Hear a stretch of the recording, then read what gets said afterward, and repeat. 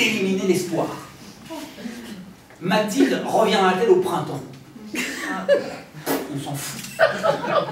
J'aime la choucroute, mais j'ai plus d'espoir de choucroute. Elle vient, c'est bien, mais les gaufres aussi. Et alors je sens certains d'entre vous démunis et sans réponse. Donc, le Jong, c'est une discipline spirituelle qui vise à faire en sorte que l'esprit tourne en sens inverse, c'est-à-dire qu'au lieu de faire tic-tac, il fait tac-tic. Vous voyez, d'habitude, si un chien vous attaque, hop, vous faites un pas en arrière, bah avec le Jong, vous attaquez le chien. Vous mettez votre tête dans sa gueule, vous lui dites ferme ta gueule.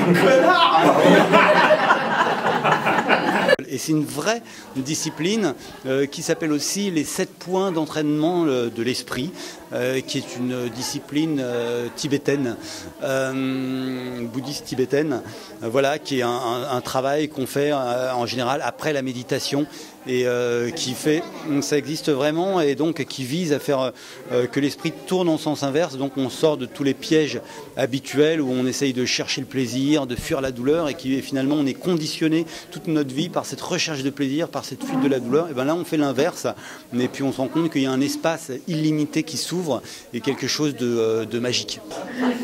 Vivons sans espoir. Oui, moi j'aime la poire. J'aime la poire, j'aime l'ess. Même si ça ne veut rien dire, hein, mais si on dit seulement des choses qui veulent dire quelque chose, on tombe dans un matérialisme vers lequel est en train de sombrer la société, qui fait que les dépressions augmentent et que je veux dire, à la limite, je ne sais même pas comment définir ma phrase. Si j'ai envie de la finir sur un prout, je ne vais pas me gêner en dépit de la faiblesse de la chute. Prout. J'ai trouvé très bien et j'ai tout le temps ri. C'est vraiment, je ne m'attendais pas à ça. Il a une imagination extraordinaire, vraiment. Une écriture exceptionnelle, une façon d'être, une présence sur scène, voilà, un comédien hors du commun que j'apprécie très fortement.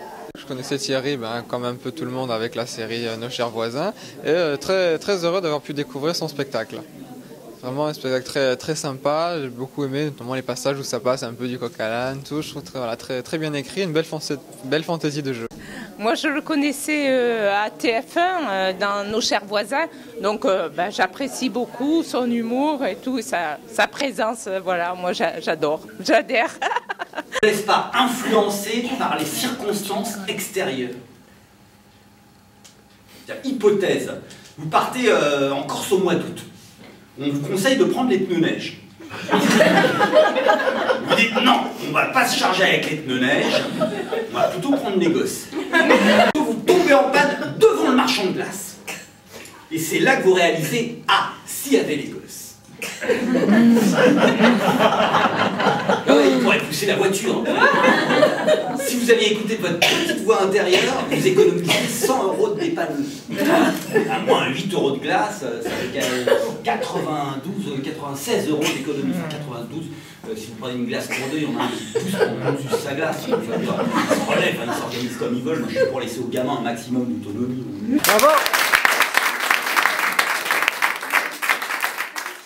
Il n'y a que du vécu, c'est ça le problème. Je veux dire, j'aimerais bien que ce soit imaginaire, mais c'est complètement vécu. Voilà, j'étais économiste dans un centre de recherche, voilà, et je me suis fait virer aussi. Et puis voilà quoi, tout est archi vrai.